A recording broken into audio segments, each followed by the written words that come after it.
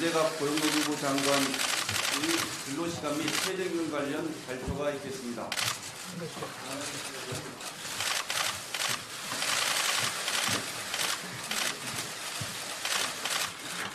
네, 오늘 국무회의가 예상보다 길어져서 오늘 언론 여러분들 많이 기다리고 계시고 합니다. 제가 국무회의가 아직 종료되지는 않았는데 너무 오래 기다리기는 벌써 나왔습니다. 지금부터 오늘 말씀을 드리도록 하겠습니다. 먼저 최저임금법 개정 시행령안을 국무회의에서 논의한 결과 약정휴일 수당과 관련하여 수정안을 마련하기로 하였습니다. 동수정안은 금일 제2법 예고하고 12월 31일 국무회의에서 의결하도록 하였습니다. 당초 이번 최저임금법 시행령 개정안은 최저임금법 제정 이래 30년간 산업 현장에서 일관되게 적용되어 온 월급제 근로자의 시급 전환 산정 방식을 명확히 하기 위한 것이었으며 일부 오해가 있는 것처럼 이번 시행령 개정으로 주휴수당 지급 의무 또는 약정휴일수당 지급 의무가 새롭게 발생하는 것이 아니었습니다. 월급제 근로의 경우 시급으로 결정된 최저임금액 미달 여부를 판단하기 위하여서는 월급을 시급으로 환산하여야 합니다. 이 환산 방식을 규정하는 현행 최저임금 법령에서는 월급을 소정 근로시간 수로 나누고 있습니다. 그동안 이 소정 근로시간 수의 해석에 있어서 법원의 판단과 고용노동부의 행정 해석이 차이가 있어 왔습니다. 이러한 혼란을 방지하고자 고용노동부는 시행령을 개정하여 산업 현장에서 적용되어 온 방식대로 소정 근로시간 외에 주휴시간이 포함된 유급으로 처리되는 시간수를 포함하도록 하였습니다. 그러나 법정 주휴가 아닌 노사 간 약정에 의한 유급휴일수당과 시간까지 산정 방식의 고려됨에 따라 경영계의 부담이 가중된다는 우려가 제기되었습니다. 이러한 오해를 해소하기 위하여 수정안을 마련하기로 한 것입니다.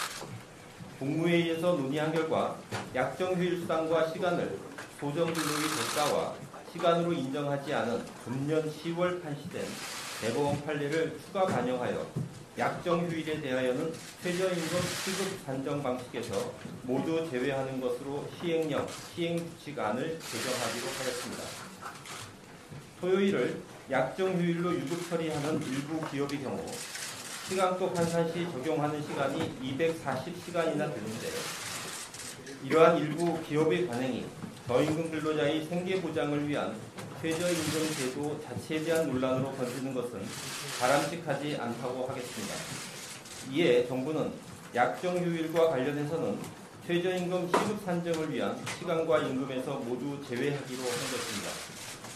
한편 법정주일의 경우는 최저임금위원회가 법정주의 시간을 포함하여 209시간을 기준으로 최저임금 월 환산액을 정기해온 점, 금년 초 국회에서 최저임금 산입법의 개편을 위한 최저임금법 개정 시 209시간을 상정하고 논의한 점, 산업 현장에서도 관행으로 209시간을 기준으로 산정 방식이 정착되어 온 현실을 고려하여 당초 개정한 대로 시급 산정을 위한 시간과 임금에 포함되도록 하였습니다.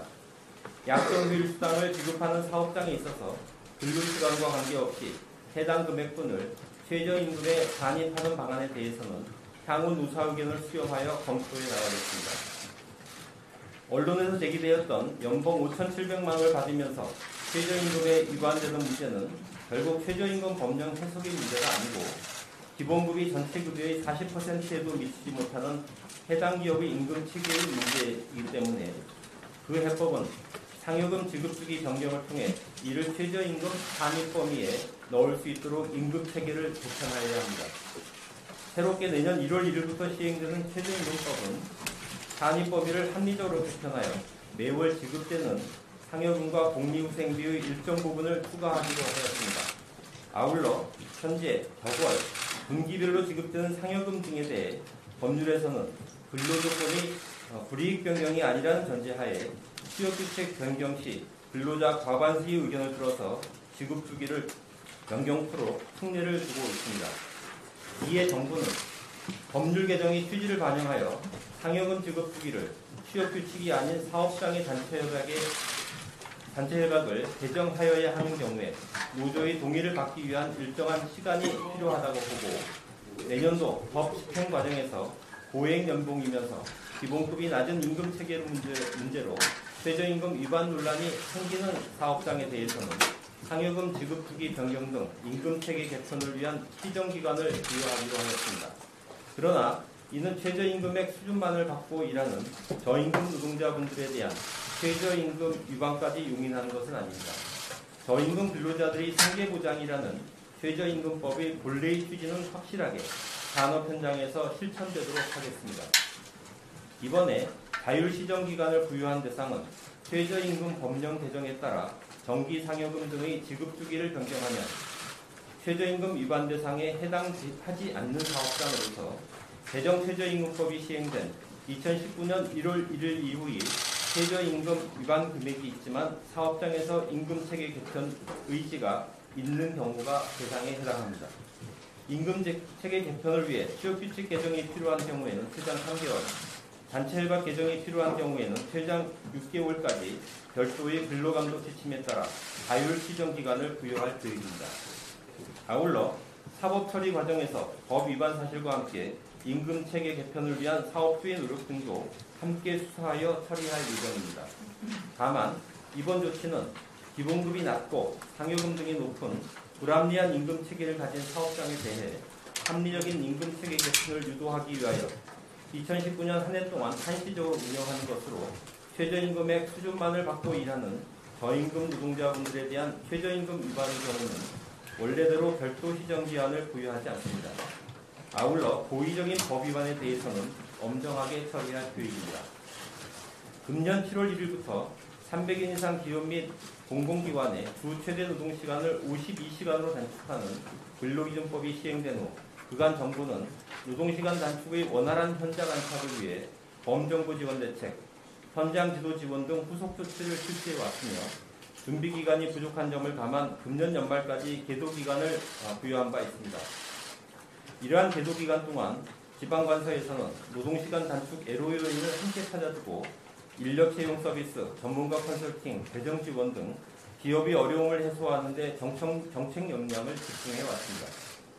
300인 이상 기업을 모니터링한 결과 주 52시간 이내로 근로하는 기업이 18년 3월에는 58.9% 정도였으나 18년 10월 말 기준으로 87.7% 수준까지 증가하였습니다. 이러한 모니터링 결과로 볼 때 300인 이상 기업에서는 주 최대 52시간제가 어느 정도 정착 단계에 접어들었다고 판단하고 있습니다. 다만 모니터링 결과에서도 여전히 12.3%의 기업은 노동시간 단축에 애로가 있다고 나타나고 있습니다. 이렇게 노동시간 단축에 어려움을 겪고 있는 기업의 사정과 최근 시작된 탄력적 근로시